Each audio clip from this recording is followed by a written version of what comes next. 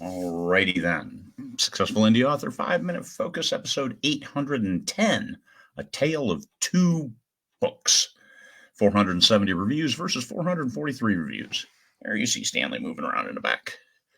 All right. 470 reviews versus 443 reviews. Both of them look pretty good. However, the 470 review title is the first in the series. The second in the series, I would expect to get 235 reviews. That's my macro data view of the world. I always try to look at the biggest data set possible in regards to read through or buy through. So 470 reviews, we don't have any box set. There's no other metric really to measure on that series. So 470 reviews. Seems pretty good. Second book in that series has 156 reviews, and the third book only has, I think it's currently up to 80, but it's a fairly new release. So the third book is climbing. So that is alarming for me to see the read through of about 1/3 as opposed to 50% on that second book.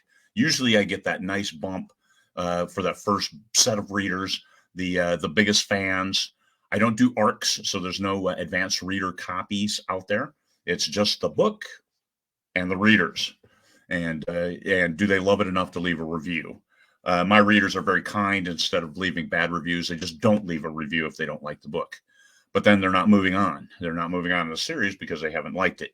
So I'm in a void of information on that series. 470, 150, and then 75, 80 on that third book. So the second book has 443 reviews. So that one you could look at, well, okay, that should be pretty good.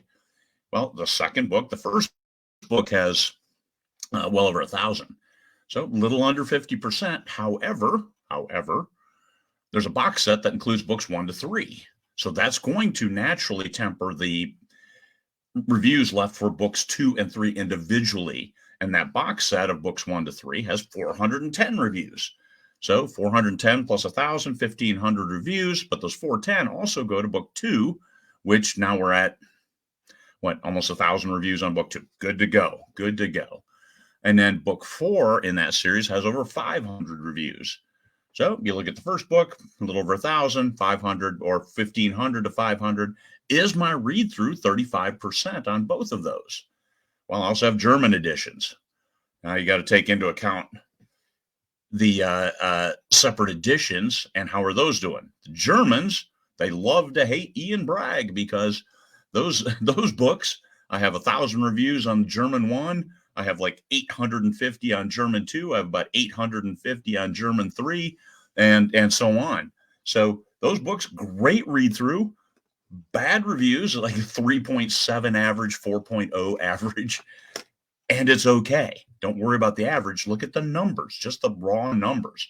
And it kind of seems, it sounds kind of cheesy saying, let's just look at the raw numbers. However, look at the raw numbers and then look at your finances too. Of course, you want to see the book with 470 reviews. I don't publish it, so I don't see the finance numbers every day on that one. Hopefully it is making good money. I'm encouraged that it is. I'm told that it is, so it's okay. But the 443 reviews on the second book, I'm loving it, even though the read-through isn't as high as I want. However, the read-through going from books, the omnibus 1 to 3 to book 4 is really good. So 410 reviews on that. And then they're picking up book 4. They're picking up book 5. Lots of hope for the future on that series.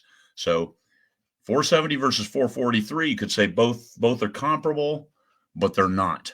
You look at the macro sense. And the 443 review on that second book, that series continues to make money. It's one of my leading money makers every single day, both the English and the German editions. So I love seeing that.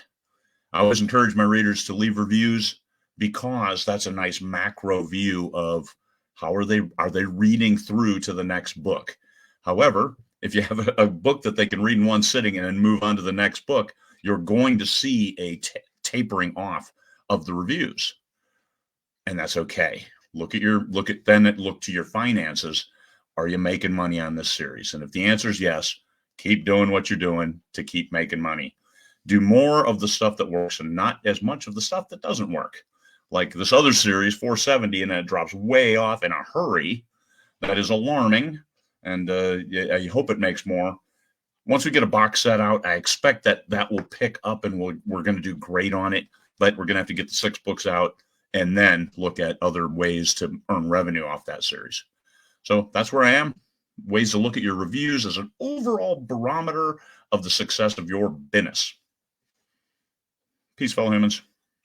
There's a button here.